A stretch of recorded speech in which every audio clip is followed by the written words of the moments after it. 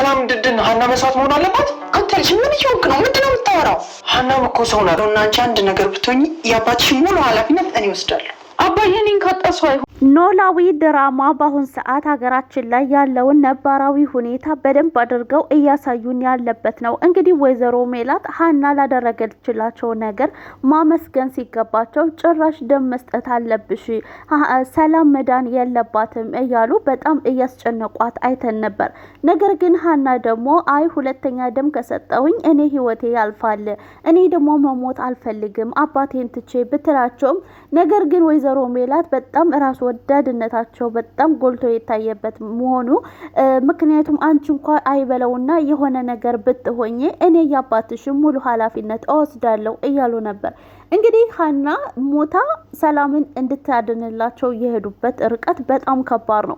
ነገር ግን ደግሞ እንግዲህ የሰላም ወንድም ምናሴ ደግሞ ሀናን ሰላምን ለማዳን ስትይ ሀናን መስዋዕት ማድረግ የለብሽም እኔ እናቴ በመሆንሽ አፍሬብሻለሁ እስከ ማለት ድረስ እንግዲህ እስከ ዛሬ እናቱን የሚወድ የሚያከብር ልጅ ዛሬ ላይ ግን በሀና ላይ ባደረጉት ተግባር በጣም ስለተናደደባት ከባድ መልስ ነበር የመለሰላት። እንግዲህ መላሴ በተደጋጋሚ ለሀና ለየት ያለ ስሜት እህቴን ትመስለኛለች፣ ጥሩ ልጅ ናት፣ እሷም እንደ ወንድም እሱም እንደ እህት አድርጎ ስለተቀራረቡ ይመስለኛልና ለየት ያለ ፍቅር ለሷ አለው።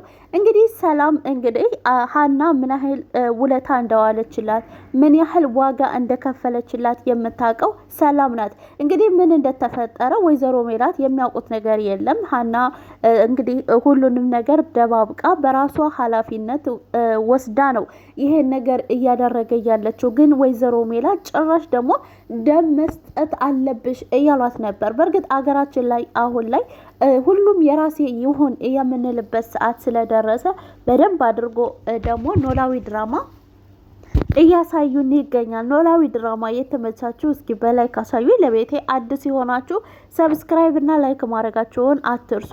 እንግዲህ የሀንዬ አባት ደግሞ ልጃቸው በመጥፋቷ ልጃቸው ሰሞኑን ከሳቸው ራቅ እያለች ሐኪም ቤት ስለምታድር በጣም ተጨናንቀው ነበረ። እንግዲህ የሀና አባት የሚያውቁት ሀና በተማረችበት ስራ ተቀጥራ እንደምትሰራ እንጂ እሰው ቤት እንደዚህ ተቀጥራ እንደምትሰራ አይደለም። ነገር ግን ባለፈው ላይ እንግዲህ 100,000 ብር ሰጡኝ ብላቸው ስትላቸው በጣም ግራ ተገብተው ነበረ ሰውየው ማለት ነው። እንዴት ምን ሰርታ ነው ከየት መጥቶ ነው የሚለው ጥያቄ ፈጥሮባቸው ነበር። እናም አሁን ላይ ደግሞ እንግዲህ መከታተል ሁሉ ጀምረዋል። ሀና አባቷን ለማዳን ስትል ብዙ ዋጋ ከፍላለች። አሁን ላይ ሰላም ከዳነችላት በእርግጠኝነት ሰላም ታግዛት አባቷን አሳክመው እንደሚያድኑ ተስፋ አደርጋለሁ። እንግዲህ ሀና በተፈጥሮዋ የዋህና ምስኪን አዛኝ ሩሩ ስለሆነች ብቻ ራሷን አሳልፋ ለሰዎች ስትል ህይወቷን አደጋ ላይ ትጥላለች። ግን ነገር ግን ደግሞ እሷ ሌላ ጭንቀቷ የአባቷ የህይወት ጉዳይ ነው። እንግዲህ ለሰላም በጣም ከባድ ውለታ ውላላታለች። ሰላም መጨረሻ ላይ እንግዲህ ዶክተሩና የሰላም እናት እየተጨቃጨቁ ባለበት ሰዓት ሰላም መንቃቷን አብስራቸዋል ማለት ነው። እና ቀጣይ ክፍል በጉጉት እየጠበቅኩ ነው። እናንተስ? ኖላዊ ድራማ እጅግ በጣም ደስ የሚልና አስደማሚ የሆነ ድራማ ነው። በቃ አስተማሪ የሚለው ቃሉ ለራሱ እንግዲህ ከዛ በላይ ስለሌለ ነው። በጣም ደስ የሚል አስተማሪ ቆንጆ